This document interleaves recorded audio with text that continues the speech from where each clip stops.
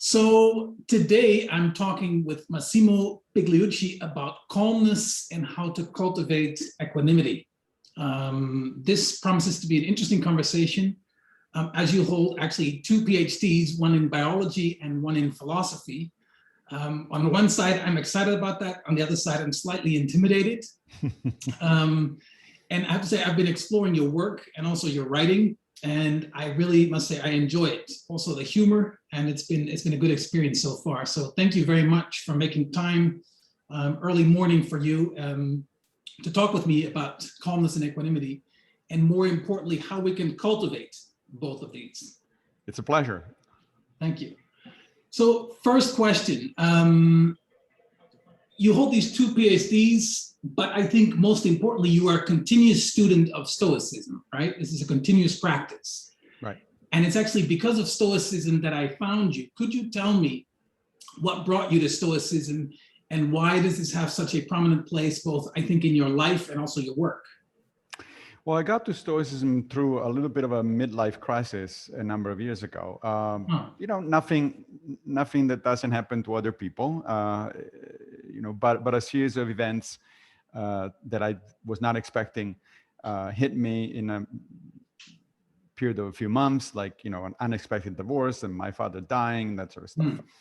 So that prompted me to think a little bit more carefully about, so how do I look at these things? How do I react to these things? How do I manage these kinds of events that, you know, eventually in life, they're going to happen? I mean, no matter how lucky you are in life or how untroubled your life may be in certain periods, at some point you will face, you know, your own health issues. You're going to face loved ones dying, you know, that sort of stuff. Yes. Or other kinds of setbacks. So now I reached out at the time to what I considered my philosophy of life for a long time, which is Psycho-Humanism. Because when I was young, you know, I grew up in Rome, Italy. And so by default, kind of my philosophy of life was actually a religion, Catholicism. But I left the church when I was a teenager. And then after that, I always considered myself a psycho-humanist. The problem is when the crisis came, psycho-humanism was not particularly useful because, you know, it is founded on a number of ideas that I find very good and very valuable, such as, you know, universal human rights and the use of reason and science in order to live your life. But when it came to, yes, but practically speaking, how do I deal with the fact that my father is dying? Then I didn't really find any particularly satisfying answers. So I decided, well, I'm a philosopher. Let me look around. Let me take a look at what philosophies from different traditions have to offer. And so I examined Buddhism, for instance, from the Eastern traditions, a little bit of Taoism, but mostly Buddhism. And then in the Western traditions, I looked at mostly at what is called virtue ethics. So Aristotle, Epictetus, and things like that. But none of that seemed to click. I mean, these were all very interesting ideas, and some of them actually do have practical import, but none of them really, you know, clicked and say, oh yeah, this is what I really want to do. This is the way I want to think about life. And then so one day when I was in the middle of this process of sort of examining different philosophies of life, I was looking at my Twitter feed of all things, and I saw this thing that said, you know, this tweet that said, help us celebrate Stoic Week. And I thought, the hell is Stoic Week, and why is anybody celebrating the Stoics? Because at that time I was still under the impression, which turned out to be wrong, that Stoics are, you know, these people like Mr. Spock from Star Trek that go around with a stiff upper lip and suppressing emotions. I said, why would anybody want to do that as a, you know, way of life? But I was curious because I realized, I remember that it's like, wait a minute, Stoics include Marcus Aurelius. And I had read the Meditations when I was in college, and I found it an interesting, you know, provocative book. The Stoics also included Seneca, the advisor to the Emperor Nero. And I had translated Seneca actually when I was in high school from Latin. But I never actually put the two together. I never actually thought that Seneca and Marcus were really talking about the same kind of stuff, the same approach to life. So I was curious. And so I signed up and I started studying the Stoics.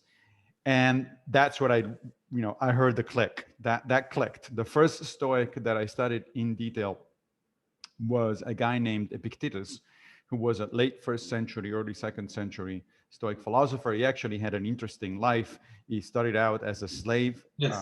and then he was brought to the court of the Emperor Nero in Rome. Eventually was freed. He started teaching Stoicism because he had been allowed to study philosophy by his master. And eventually he got on the nerves of the Emperor Domitian, because the Stoics had this annoying tendency to speak truth to power, as we would say today. And so Domitian kicked Epictetus out of Rome. He sent him into exile. Epictetus went to Nicopolis in northwestern Greece, where he reestablished his school. And that became the most famous and most sought after school of the early part of the 2nd century. So this guy's really had an interesting life. But more importantly, his philosophy is very interesting. We have 2 books by Epictetus, the Discourses and the Enchiridion, or manual. Yes. They're actually not by him because he didn't write anything. They are really a collection of notes, by one of his students, Arian of Nicomedia. And if you read them, especially the Discourses, it feels like you are in Epictetus's classroom, because he talks directly to his students. He uses kind of a no-nonsense language. He's very clear about what he says, and he even uses a little bit of sense of humor bordering on sarcasm. So that appealed to me, and I said, okay, this guy is the real thing, so I better pay attention. And that's what I started doing, and here we are years later, and we start talking about it. Yeah.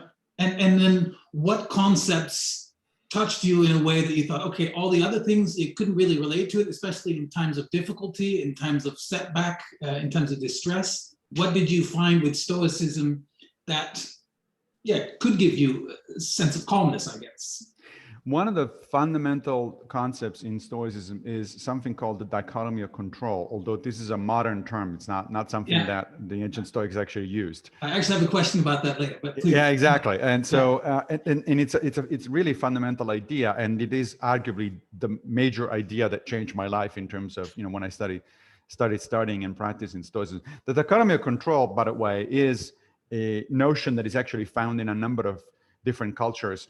It's not only in Epictetus and actually even in earlier Stoics, but it's found in 8th century Buddhism. It's found in 11th century Judaism. It's even found in 20th century Christianity. In fact, some of your listeners might be more familiar with the version from Christianity, which is known as the Serenity Prayer. The Serenity Prayer was written in 1934 by an American theologian, and it's used at the beginning of meetings of 12-step organizations like Alcoholics Anonymous. And basically, the Serenity Prayer asks God to give us the wisdom to tell the difference between what we can change and what we cannot change, the courage to change what we can, and the serenity to accept what we cannot change. Well, Epictetus puts it almost exactly in the same way. He says, look, there are certain things that are up to us and other things that are not up to us. And a good life is made of focusing your attention on the things that are up to you, because that's where your agency is maximized. That's where you can actually make a difference in your life. The rest, you need to develop an attitude of equanimity and acceptance. If you cannot control it, if there is nothing you can do about it, you might as well go along with the ride. There's no point in throwing a tantrum. Because you're just going to make things worse for yourself. So, for instance, let me give you a specific application to what was happening at the time. My father by that point had already died, but later on I lost my mother. And when my mother got sick, I immediately my brain immediately went to the Dichotomy of Control, and I started saying, okay, what is it that is under my control and what is not under my control? I understood as a biologist what was happening. She had cancer and it was terminal. There was really not much that they can do at that point. But there was a lot that I could do, because I was living in New York and my mother was in Rome. So the first thing I could do is to come to Rome as much as possible during her sickness, so to be close to her. What I could do is to talk to her about things that we wanted to talk about, try to console her, and also trying to be of support to my family, to her husband, to my brothers, et cetera, et cetera. Those are all things that were under my control. Yeah. And so I focused my attention on those, and I try to develop this attitude of equanimity toward the very thing that I could not do anything about, which is my mother was dying. This is very different from what we tend to do normally. We tend to focus on the things that we actually don't control. Yes. We tend and to get be frustrated about it. Yeah, and you get frustrated or emotionally distraught about these kind of things. Now, it's not like I didn't care that my mother was dying. Obviously, I cared, right? But I try to constantly nudge my thoughts away from the death itself, because again, nothing I could do about it, and toward the kinds of things interacting with her and with her while she was still alive, and with my family, because that was something that I could actually do. I could actually make a difference in that respect. Yeah, thank you. Those are good examples. Before we move on, I would like to define something. Could you, in your view, define equanimity, what it means for you, and calmness? I mean, these are central concepts in Stoicism and also in your life, reflecting on the application of it. But what does it mean in practical terms? So let me give you an example. One of my practices, this may sound weird, but one of my practices is concerns what Americans call soccer and the rest of the world calls football. Yes. Growing up in Italy, I'm a football fan. Sure. And my team in Italy is AS Roma, and of course the Italian national team. Here now in the United States, they do have soccer, and New York has a team called the Red Bulls, and so I go to see their games. In fact, just a few days ago, I was there with my daughter. Now, soccer or football is a great way to train yourself to exercise equanimity. Why? Because of course if you care, you want your team to win. Yes. Right? That's the definition of being a fan, right? Yeah. However, you also know that your team is going to lose sometimes. Not only that, but sometimes that they deserve to lose. They're not the best team on the field, and so they probably it's expected, and it is in fact even deserved that they're going to lose. So what I do is I go into the soccer stadium with this mental attitude of I am going to enjoy the game, no matter who wins or loses. Yeah. I do prefer my team to win, but I will clap the opponents if they end up winning, because this is the situation. This is the reality, right? Yes. And that is what it means. That's one example of what it means to develop an attitude of equanimity. That is, you realize as an adult, as opposed to a child, that in life, sometimes you win, sometimes you lose. Sometimes things are going to go your way, and sometimes they're not. But as adults, we don't just throw a tantrum every time that things don't work. It's like, it's desperate, and it's a horrible thing. It's like, it's not a horrible thing. It happens. It's life.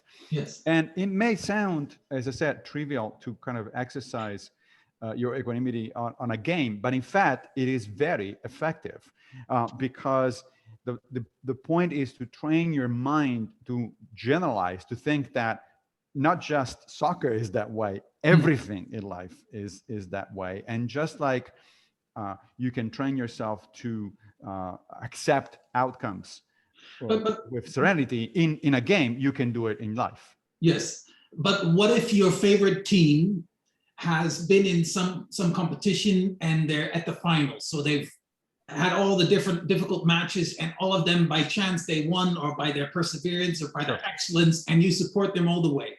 Then at the finals, for some maybe perceived unfair reason, finally they lose at the last moment because somebody just scores a goal against your favorite team. Yep. With all that on the line and all the hardship getting to the finals, how can you then still maintain that equanimity? Because then actually there's a lot at stake, and it becomes much more difficult. You remind yourself, so this is why this is an issue of training, right? You're not gonna just snap into it. And if you've never done it before, I would not suggest to start with the final of the World Cup or something like that, right? So you train yourself over a period of time. The attitude is exactly the same. I mean, you have to remind yourself that whatever is at stake, first of all, it's a game. So whatever is at stake, it's really not that important. I mean, it's not like somebody actually dying, right? It is just a game. But more importantly, it is a game where you have absolutely nothing to do with. You have no agency. There is nothing you can do that is going to push things one way or the other. You're not a player. You're not on the field. You're not the the trainer. Nothing like that. So it doesn't matter whether it is a friendly or it is the final of the World Cup. The attitude is the same. But I hear you. It is much more difficult to maintain equanimity when the stakes are high. That's why the Stoics say you need to train yourself every day. Because so Epictetus, for instance, is gives this very stark example. He says, begin with the small things. If you have a favorite cup, let's say for your coffee, and it breaks, look at it and say, well, it is in the nature of cups to break, right? That's a small thing. And then he says, gradually work your way up to the really important things. And remember that if your wife dies or your child dies, well, they were human. And it is in the nature of human beings to die. Now, today you say something like that and somebody says, what kind of a psychopath was this guy that is training himself to say, oh, well, my wife died, it's in the nature of things. But Epictetus has a point. It's like, well, it is in the nature of things. I mean, that's the thing. Objectively speaking and neutrally speaking without emotional involvement, obviously, I fully agree. Right. But it becomes difficult when it is your wife after 30 years or after 50 years or whatnot. And there's all this involvement and there's all this emotions at stake. Of course. I mean, I guess you've given the answer. It's the cultivation of the practice. And yes, but it's also another thing. You brought up the emotions. So let's talk about that for a minute. Yes. So for the Stoics, unlike many of the other ancient schools, there is no sharp distinction between emotions and reason. Plato famously said, the reason is one thing and the emotions are another thing, and reason needs to control the emotions. He gave this famous analogy, allegory of a chariot with the two horses, and the reason is in charge, is a chariot. The Stoics have a much more modern, in a sense, view of things. Modern cognitive science tells you that there is no such thing as this sharp distinction between emotions and reason. It's all cognition. Cognition is intrinsically both rational and emotional. It's not like you can separate the two things. So the Stoics thought, if there is no separation between reason and emotions, you can literally talk to your emotions. You can reason through your emotional responses and gradually understand and convince yourself that emotional response is not particularly helpful, or in fact is even damaging. Right? There are some emotional responses, according to the Stoics, that are actually damaging, like anger. Anger, yeah, I was going to say, yeah. But by the same token, there are some emotional responses that actually need to be cultivated, need to be mindfully cultivated. For instance, a sense of justice, or love for the proper things and the proper people, or a sense of joy for life, that sort of stuff.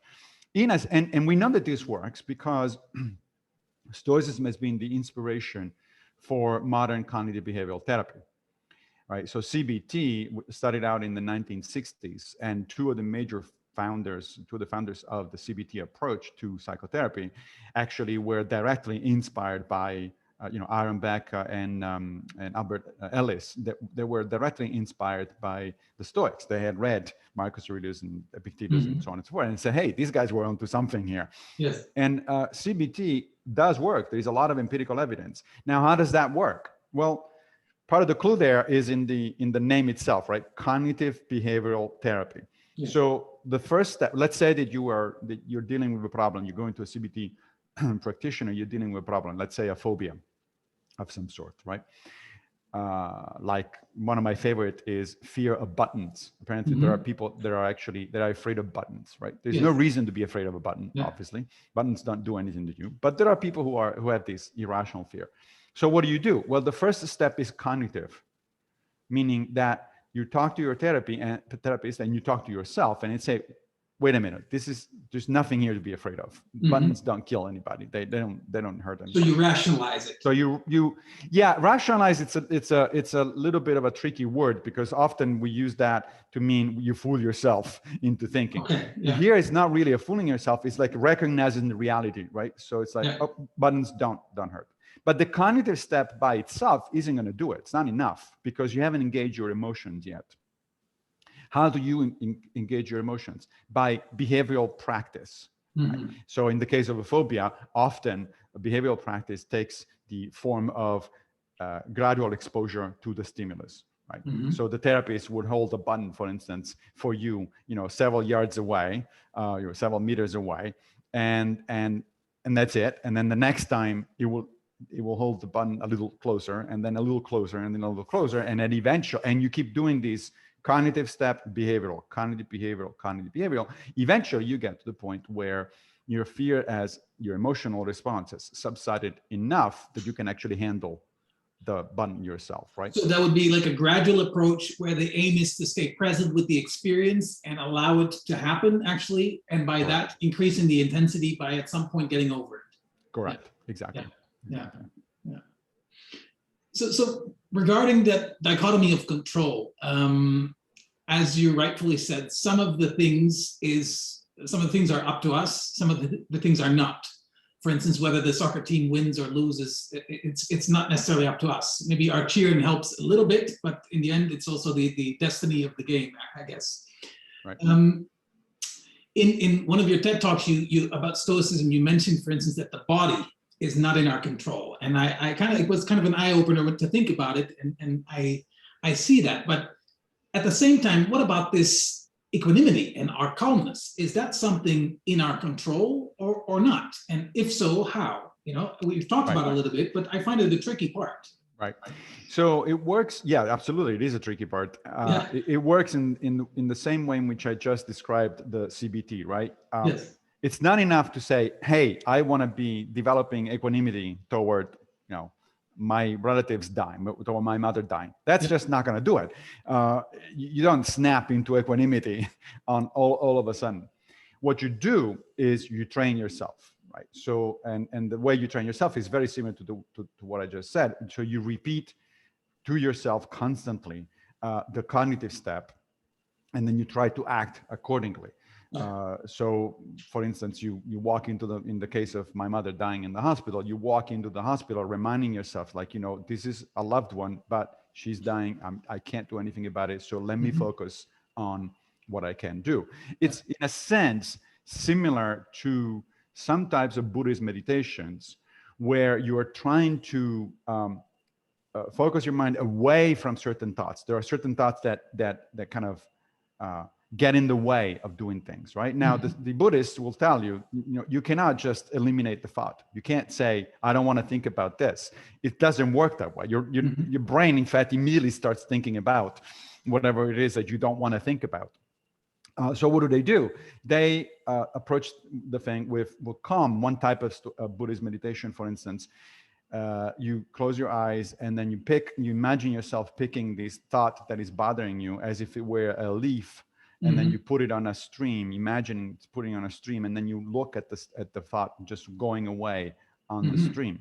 And you do this over and over and over until it becomes second nature for you to let that thought go. It's very similar in Stoicism. So it's kind of creating a new neurological pathway for a certain periods. Yes, exactly. And Aristotle, who was not a Stoic, but was a practitioner of virtue, a theoretician at least, of virtue ethics, tells you that the way you change yourself, the way you change your character, the way you change the way you interact with the world is by repetition. Yes, definitely. Yeah. And in many cases, old patterns which no longer serve us, and because of our lack of being present, we don't recognize it as such. So that's definitely, it's good practice. Exactly. And I tell you, so let me go back again to my silly example of the football, right? Yeah. So here's one way you can, I'm training myself. So as I said, I occasionally go to the stadium to watch the game. And of course, when you go to watch the game, you have absolutely no control of whether they are losing or winning. However, more often than not, I just simply see the highlights of the game after, because I couldn't make it to the stadium. So I just go on YouTube and watch the highlights. Now, it will come natural, at least it came natural to me initially, not to want to watch when they lose. Yeah. If I know that they lost, it's like, no, I'm not going to watch that. Why would I want to expose myself to, okay. And now you consciously chose. And now I consciously do that. I said, I watch everything, every game, every highlight. Whether they lose, win, or tie, it doesn't matter. I watch it. And then over time, that kind of feeds back, as you say, creates a new pattern in your brain where you expect things to go exactly the way they went, and you don't say, "Oh, damn," you don't feel bad about it, and you don't have this great disappointment by the Correct. event that happens. Yeah, Correct. yeah. You have another side. You've been a professor of ecology and evolution at Stony Brook University and are an evolutionary biologist. I imagine this science and this study of evolutionary biology to be a very slow process with an extremely large time window of research. And wearing your evolutionary biology glasses, how would you look at calmness and equanimity and its influence on and/or importance for the development of us as a species? And this is a rather big question, but from that perspective, I'm also curious, because clearly you have a ton of experience from that side of the world as well. Yeah, and that's a very good question. So one way to think about sort of our immediate emotional reactions and fast thinking on the one hand versus this attitude of, slow down and think about stuff that the Stoics are advocating, is actually in terms similar to the ones proposed by psychologist Daniel Kahneman. He wrote this book a few years ago called Thinking Fast and Slow. Yeah. So in that book, it shows that the human brain naturally, so as a result of evolution, naturally has two tracks, basically. One is a fast reaction track, where you don't do any kind of conscious thinking. You just react to things instinctively, right? Yeah. That track will save your life. I mean, it's important. It evolved for an important reason. It will save your life because all of a sudden you might find yourself in a dangerous situation, and let's say a car coming, out of control, coming your way. You don't have time to turn around and think about the situation and analyze and all that. By the time you finish the analysis, you're dead. Yeah. So the system one thinking, the fast subconscious thinking, is important for survival. It's a reflex. That's right. Yeah. However, and as an evolutionary biologist, I would say that type 2 system thinking is also very important for your survival, but in a very different way. It's what allows you to plan things. Yeah. When you're able to slow down. So if there is no emergency right now, if there is an emergency, absolutely react on the basis of your instinct because you don't have a choice. But if there is no emergency, if you're talking about a long-term problem, a complex problem you're trying to figure out, let's say our ancestors, let's take a typical example of our ancestors' life in the Pleistocene, right? So system one would enter into action if all of a sudden you're walking down the savannah and you see a lion coming your way. Well, you don't have time to think. You just run or you hide or whatever it is. However, you also will find yourself in the savannah in a situation where you had to plan a hunt, right? So you have to coordinate things with your fellow, tribe members or group members in order to actually have a successful hunt. That's where your planning comes in. That's where your system 2 kicks in. And so basically what the Stoics are saying is that too often we don't engage system 2. We're only in system 1. Yeah. We're only in system 1. We need to train ourselves to pay more attention to system 2. But here's the twist. Epictetus says this very, very nicely, very clearly in the Discourses. He says, not only you want to train yourself to slow down and talk to your first, as the Stoics call your impressions, meaning your first judgment of things, but you want to do this so regularly that it becomes a second habit. Yes. Right? So in other words, now you're shifting back to system 1. You're delegating system 1, but you have been training system 1 for doing certain things. Let me use an analogy to make clear what we're talking about. Remember when you start driving a car, learning how to drive a car, right? Yeah.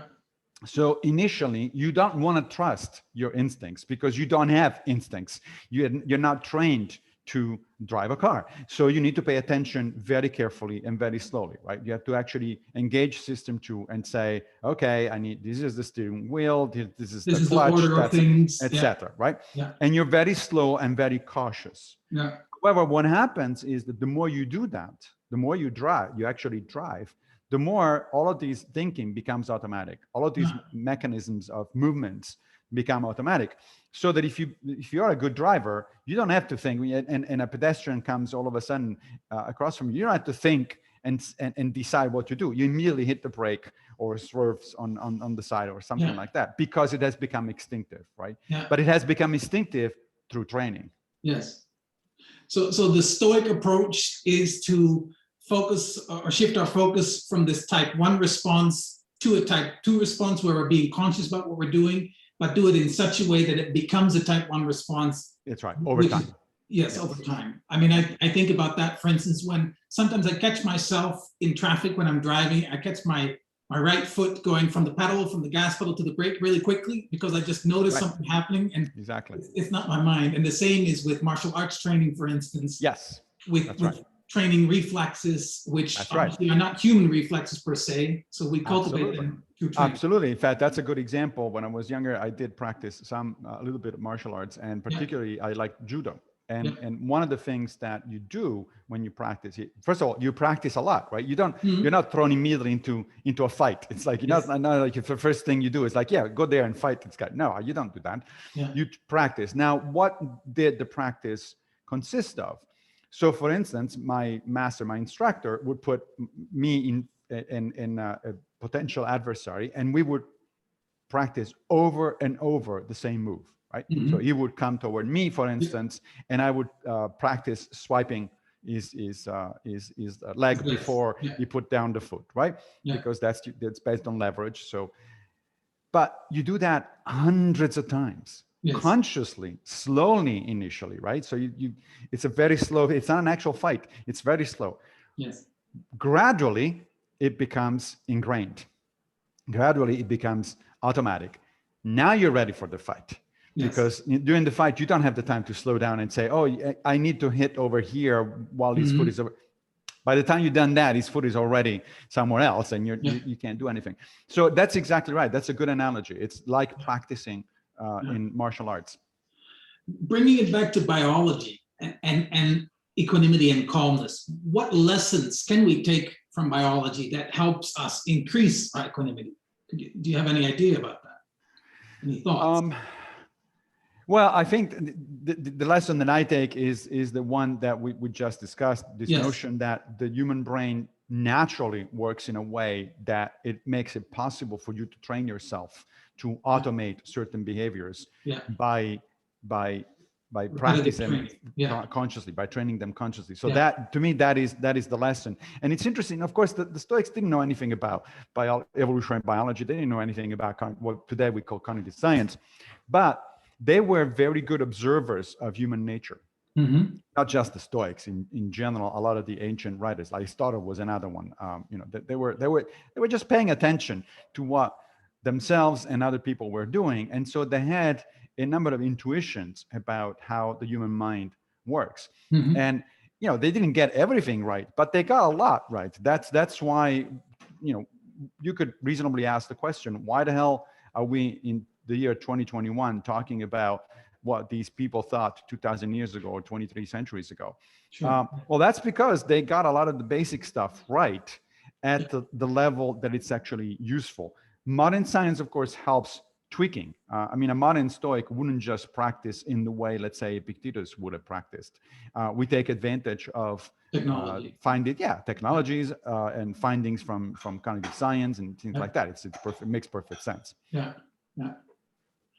Can I ask a personal question? I mean, we already started with a personal example about your father and your divorce.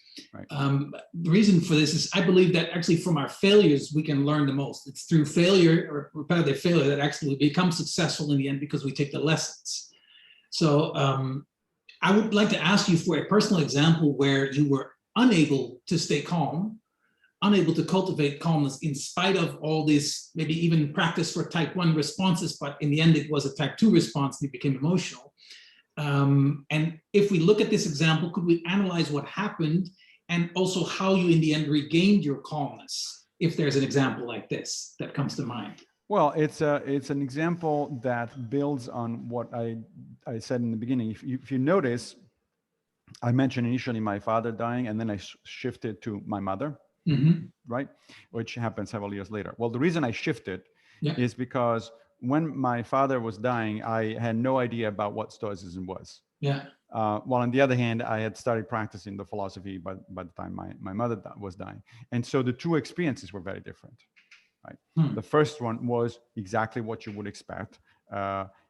Very emotionally in a very strong sense, focusing on the wrong things, like focusing on what was actually happening that I couldn't control, as Not opposed feeling in control. Yeah. yeah, right. So focusing on the things that were outside of my control, Yeah. as opposed to the ones that were.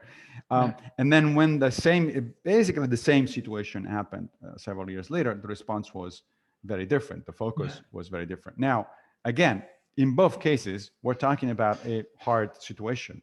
There's no way about, it's not like Stoicism is a magic pill that makes problems go away. Yeah. It just teaches you how to deal with problems in a way that is both constructive and that reduces the emotional damage that sometimes you do to yourself, right? Yeah.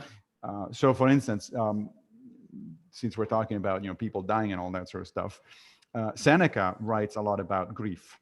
Mm-hmm. Right? And he says, so he writes, for instance, a letter of consolation to his friend Marcia, who had lost an adult son. Mm-hmm. And he says to Marcia, it's like, of course you're grieving. It's like, I'm not telling you not to grieve, because otherwise you wouldn't be human. You'd be a statue. You'd be, made of marble. Not, it's perfectly natural and in fact even healthy to grieve. However, what was happening there is that his friend Marcia had been grieving for more than 2 years.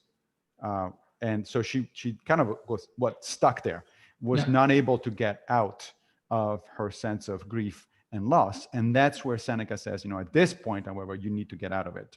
And the reason you need to get out of it is because it's not helping your son, who's dead. It's not helping you, because you're just feeling bad, awful all the times. And more importantly, it gets in the way of the duties you have toward other people, because after all, you still have other children that need you. You have your husband that needs you. You have your friends that need you, and so on and so forth. And so you need to get out of this situation. That's what Stoicism is good at. It's not eliminating emotions, which is, first of all, not possible. And second of all, not really, even if it were possible, it's probably not a good thing, because, you don't want to turn people into psychopaths.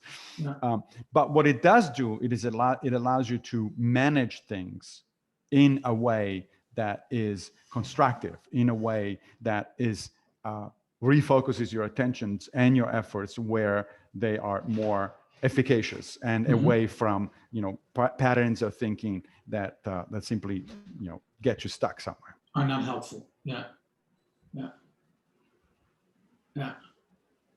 So we talked about it already a little bit. Stoicism divides emotions basically in two broad categories. On the one side, these are negative and disruptive emotions, like in this example, being stuck in the grief and stuck in the loss and thereby omitting your other responsibilities in life. Right. And on the other side, positive and constructive emotions. And it's especially our negative and disruptive emotions that we think about when we think about disturbing our equanimity or our calmness. Yes. However, at the same time, it can also be positive emotions that really affect our equanimity and our calmness. And I know that you've also said this in other presentations or other interviews, that the point of Stoicism actually is to shift the focus from the negative experience towards a positive, constructive experience. Yes. But what does Stoicism teach about an overindulgence, if you will, on positive emotions and on overjoyous experience? Right. Now, that's a good question. So first of all, the Stoics make a distinction between, I think the best translation of the terms is healthy and unhealthy emotions, as opposed to positive and negative, because positive and negative is a kind of a value judgment that is a little bit more subjective, right? It's like, well, what do you mean? Should I be positive all the time, or should I be negative all the time? That sort of stuff. Healthy or unhealthy is a good choice of words, because the Stoics make directly the comparison between the human mind and the human body. So there are certain things. Let's talk about the human body first, and then we'll make the comparison with the human mind. So let's talk about, for instance, nutrition. Right? We know that there are certain things that are healthy for us and other things that are not healthy. Right? So if I eat French fries all the time, that's unhealthy. In fact, if I eat French fries pretty much anytime, it's unhealthy. It's the element of moderation comes in. Right, certainly with moderation, and possibly not at all, because they're pretty unhealthy. On the other hand, whole grains or vegetables and fruits and stuff like that, we know that they're healthy. The Stoics would say eating healthy food stuff like fruits and vegetables is in agreement with reason, while eating junk food is against reason. What does that mean? It means that if you want to have a healthy body, reason tells you that you should be eating fruits and vegetables and stay away from French fries and stuff like that, right? Now, that doesn't mean you're going to do it. People act against reason all the time. But nevertheless, it is acting against reason. You're not doing the reasonable thing. Now, similarly, when it comes to your mind, the Stoics would say there are some things that are in agreement with reason as far as your mind is concerned, and other things that are not in agreement with reason.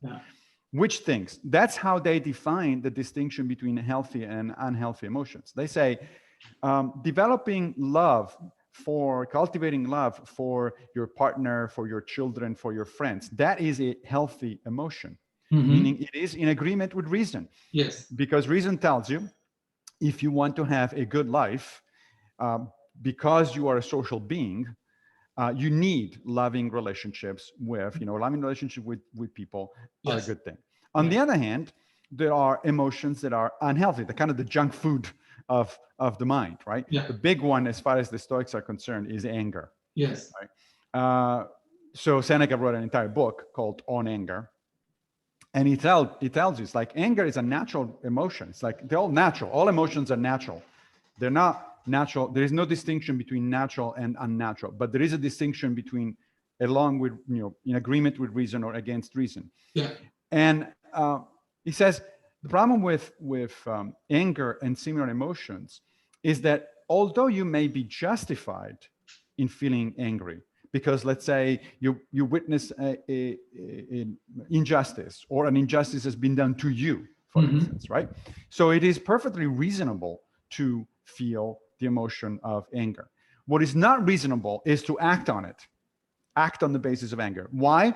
Because anger is the kind of emotion that overrides your ability to think straight, right? It interferes with your abilities to think. And so you're going to do things that you're going to regret, even though you may be justified. So the same is true when it comes to an overindulgence in positive experience. It's with the agreement with reason to the extent that it's good for you or not. If you stick too much in just being in this experience, it's not helpful. That's right. So let me give you, again, let's go back to the analogy with the body, right? So one of the things that it's healthy, we all agree, to do is to drink water. Water is healthy. Yes, but not many liters a day. Because if you, even with just, you can do even over drinking water, because if you drink too much water, you dilute your electrolytes, and then you're going to have serious health consequences as a result. So even a healthy food or even a healthy emotion is something that you need to do with temperance, within certain limits, because too much of anything is not going to be good for you. It's going to be unhealthy.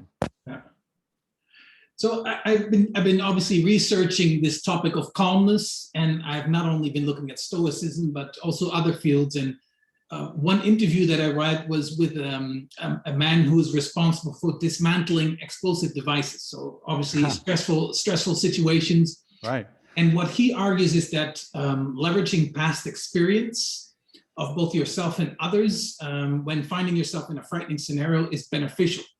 Because when you think about a current problem in a way that it's similar to a past problem that you felt or that you've solved, you can be collected, confident, and you can stay calm. And this is actually, in a way, already something what we talked about. It aligns to going from the type 2 to the type 1. Correct. And this makes sense. That's right. However, what do we do and how can we stay calm when our prior experience is not relevant and we're meeting something completely new and frightening that disturbs our equanimity? What do we do then? And also, there is no past training, so there is no type 2 response, type 1 response that we have created. That's right. That's a great question. Now, the Stoics do have an answer for that one, in particular, Seneca. There is a bit in Seneca, in one of the letters that he wrote to his friend Lucilius, where he says, a prepared mind, you have to expect everything because a prepared mind is better able to deal with problems. Now, what does that mean, expect everything? Well, human beings, again, because of the result of evolution, have one amazing capacity, which we don't know whether other animals have, but if they do have it, it's certainly to a much lesser degree than human beings. We can run simulations in our minds, right? We can think ahead of possible scenarios and say, well, let's see, tonight I'm gonna be on a date, let's say. Well, if I should behave in a certain way, or I should be dressing in a certain way, I should be talking in a certain way. You can run all of that in your mind before you actually do the thing, before you're actually engaging in the thing. That's why the Stoics suggest that we engage in different kinds of meditations to help us think about things ahead of time. One of the meditations that the Stoics do on a regular basis is called the Premeditation Malorum, which is negative Latin, visualization. For negative visualization, right? Actually, my second question was about that. Yes, exactly. So the negative visualization is an exercise where if you are getting ready to do something that might potentially go wrong or might be stressful, let's pick a pretty standard example, like preparing for a job interview, for instance, right? Well, a negative visualization is a situation where you engage in the thinking very carefully and in a very detailed manner. So often people sometimes do it as an actual visualization exercise. So you close your eyes and you imagine yourself in a particular scene. But you can also do it, if you're not good at visualizing things in your mind, you can also do it as a written exercise. You can literally, write to yourself, okay, this is what's going to happen, and so on and so forth. And the notion is to imagine, to start with the worst possible outcome, which is, in this particular case, you're not going to get the job, right? That's the worst outcome that can happen. And then work your way back from it and say, all right, how is it that I might get there? What kinds of behaviors on my part might minimize the chances of getting there? That's one thing. So you're basically exploring different scenarios, and you say, look, I need to be prepared for this. Yes, I do hope to get the job, but I need to be prepared for the possibility that I'm not going to get the job. I have to be okay from the get-go so that I'm not surprised. When an interviewer says, oh, sorry, you're not getting the job, it's like, oh, well, I knew that this could happen, right? I knew that this was a possibility. But that brings me back to the question, because not all of the things we can prepare for or we can think about in advance. And actually, my question regarding to this negative visualization, I know that Marcus Aurelius, he had this practice in the morning to visualize the day and what could go wrong potentially, and then think about how he would deal with it when it did go wrong, and how he could prepare to remedy it. Yeah. And I mean, from a logical perspective or a rational perspective, it makes a ton of sense. But again, my question remains, what in perhaps our current society with high volatility and so much change and so much quick differences, can we prepare for this? Is it realistic? I think I'm going to reject the premise there, if you don't mind. So here's one way around. So first of all, yes, there are things that can happen that are completely out of the blue and you absolutely don't expect, nor was there any reasonable way for you to expect them. That's certainly possible. And as I said earlier on, well, you'll deal with it as best as you can, because Stoicism is not a magic pill. There will be situations where, fine, you'll have to do your best under these conditions. But in fact, I would maintain that our lives are much less volatile and much less prone to novel experiences than we might think. Because most of the times we just do the same stuff over and over and over. So maybe this is a story we tell ourselves. Yes, well, but so think about it this way. So most of us, there are exceptions, of course, but most of us, you just get up in the morning, go to work, you see essentially the same people, your colleagues, your boss, your clients, whatever. You have your routine. Yeah, you have your routine. Then you come back home and you see the same people and do the same things. You see your wife or your husband or your partner, your children, et cetera, et cetera. Then during the weekend, you take a break and you see your friends and you go out for dinner. Fair enough. You're pretty much doing the same things over and over and over. Not yes, everyone, occasionally, but yes. Occasionally there will be the thing that comes entirely out of the blue. But we have to think, even in those cases, is it really out of the blue? Like, for instance, a few months ago during the pandemic, my back got hurt and I had to go to the emergency room. Well, I wasn't expecting it, meaning that I never had that experience. Yeah. It's like all of a sudden I found myself on the floor and needing an ambulance because I couldn't move and I was in pain. And you had to deal with it. Yeah. Right. And I had to deal with it in the best way I could. But it's not like that's so outside of the realm of possibilities that I don't know that somebody 57 years of age couldn't possibly have that sort of situation. In fact, my father used to have back problems all the time. And so, it was perfectly possible for me to imagine, one of these days this is going to happen to me. And sure enough, I hear what you're saying. And so I guess maybe we could even argue that the things we encounter or the challenges, probably even the triggers we have, they can come up again and again, and we can prepare ourselves in a way when we have a calm state of mind to build up more resilience and perhaps more type 1 kind of responses to these situations. Correct. Now, there also are some practices, some skills that you develop within Stoic practice that are actually what a modern psychologist would call transferable. A transferable skill is, or transferable sort of attitude is something that you develop in one context, but you actually can apply it to another, right? The dichotomy of control is one. Yeah. So when you practice the dichotomy of control in a mindful fashion, you tell yourself the kind of things that Epictetus says you should tell yourself. Oh, it's a mug. I know it can break, that sort of stuff. But once this becomes internalized, which doesn't happen immediately, it's like the training of martial arts that we were talking earlier, right? It's not like it's not like my instructor explained to me how to do a particular move and that was it. I needed no practice. I learned it instantly, right?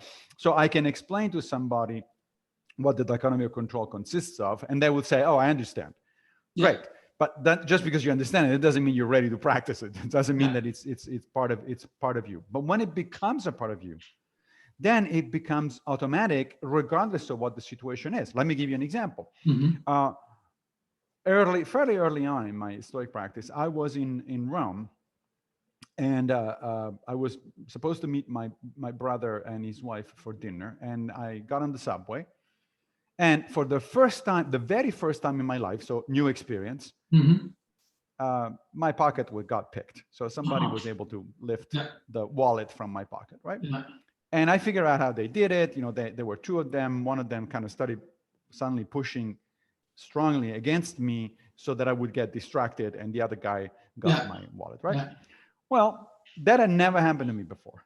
It's like it was a new experience.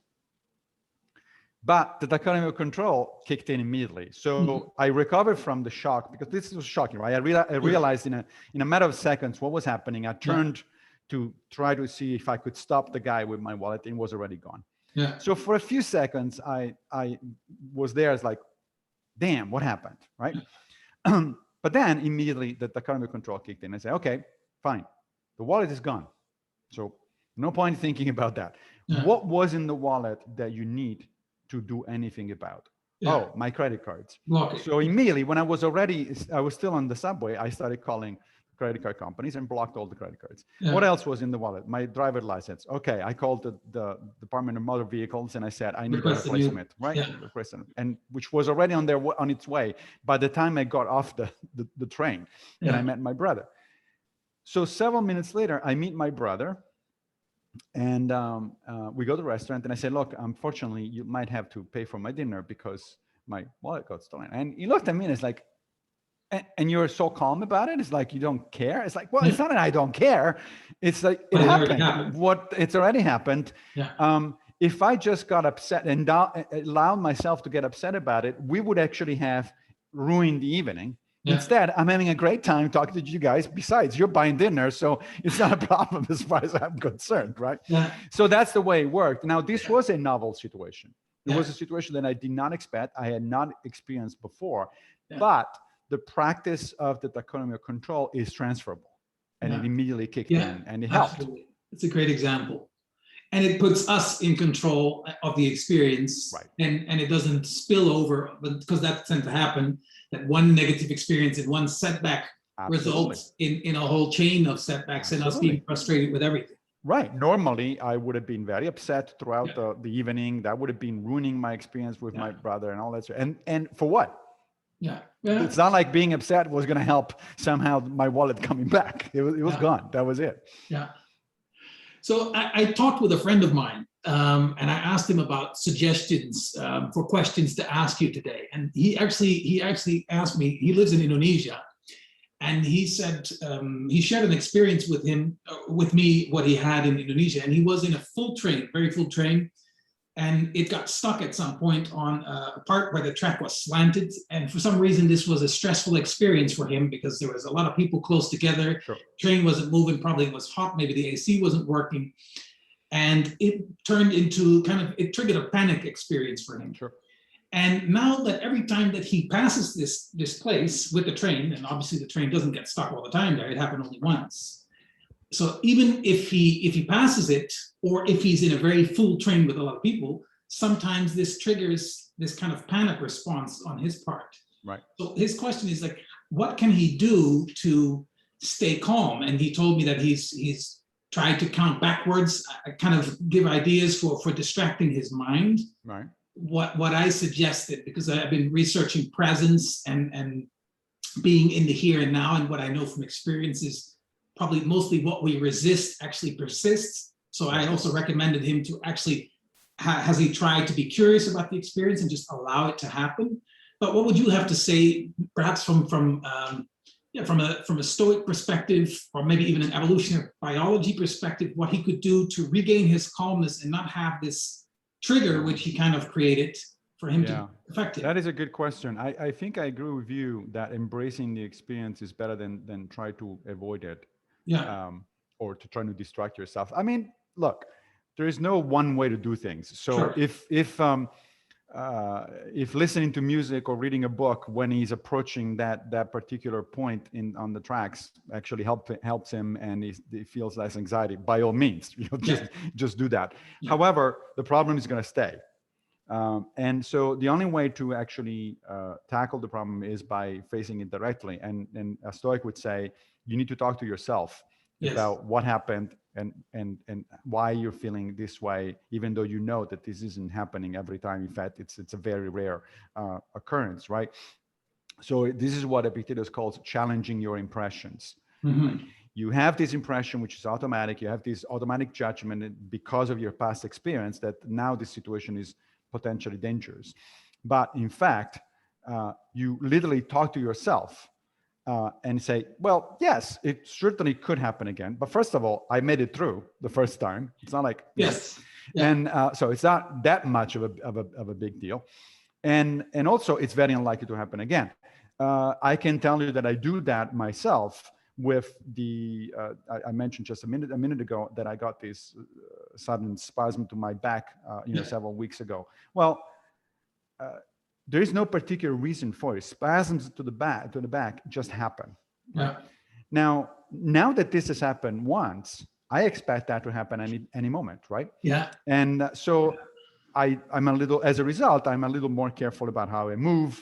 I tend to try to bend in a certain way, but I fully expect that to happen again. I say, okay, well, you survived the first time. The next time you're not even gonna, the next time you don't even need to get to the emergency room. You still have the medications that they gave you, the spasm medication and the anti-pain medication. That's it. You're taking those and you're gonna be fine.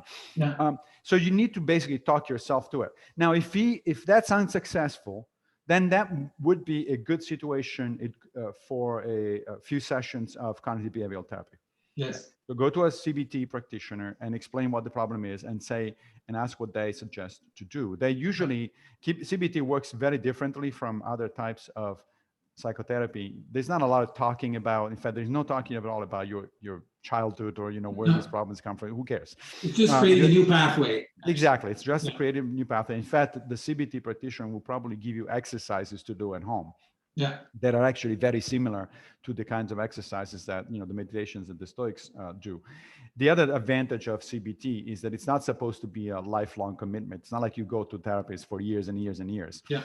You go there because you have a problem. In this particular case, a kind of basically, it's your friend is suffering from a mild form of post-traumatic stress disorder, right? Yeah. So he had a trauma, and now he's stressed about it every time that he Experience finds it in again. that situation, right? Yeah. And PTSD, even of much worse kinds of PTSD, are the kind of things where that CBT is actually very efficacious in treating.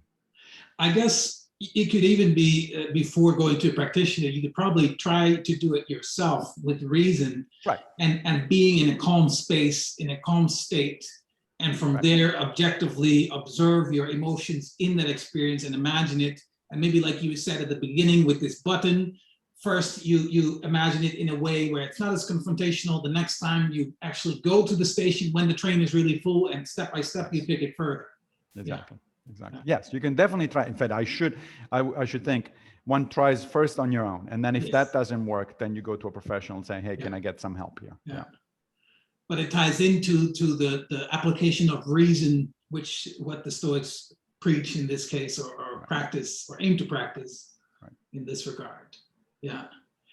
I had more questions, but I would like to not overtake my time.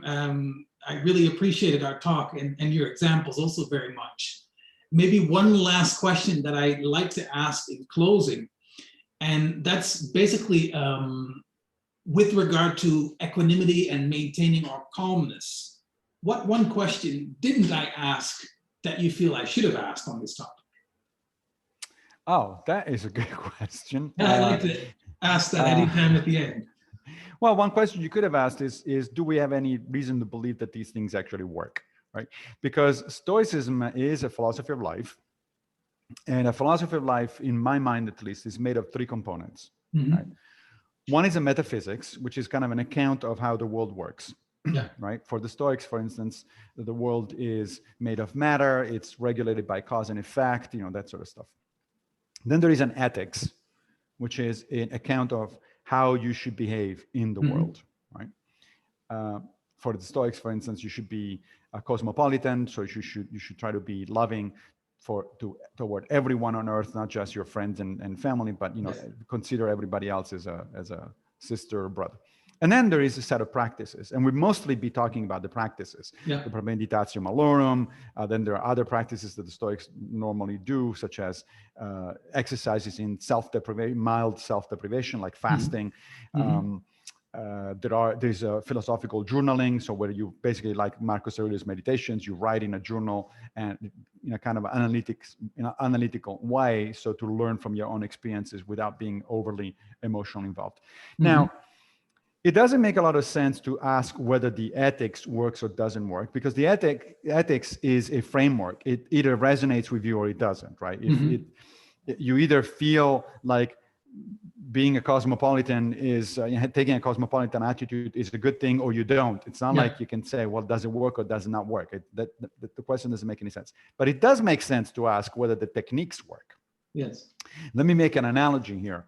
As I said, this three-level structure is present in pretty much all philosophies of life, and in fact, in pretty much all religions. Take Buddhism, for instance, right? So they have a metaphysics, karma, reincarnation, stuff like that. They have an ethics, the Four Noble Truths, the Eightfold Path to Enlightenment, and then they have practices like meditation. Right? Now, you can be a Buddhist and say, I agree with the Four Noble Truths. I agree where the suffering in the world comes from and all that sort of stuff. But that doesn't mean that meditation as a practice is going to work. That's an empirical question, right? And so you can reasonably ask, anytime we're talking about techniques, well, what's the evidence that these things work? And in the case of Stoicism, the answer is twofold. On the one hand, as I said, there is a very close relationship between Stoic techniques and CBT. And we do know that CBT works. So one reason to be confident that Stoic techniques, broadly speaking, work is because they're used actually by CBT practitioners the world over. And there is a significant amount of peer review papers published in the medical literature, in the psychological literature that show that these things work.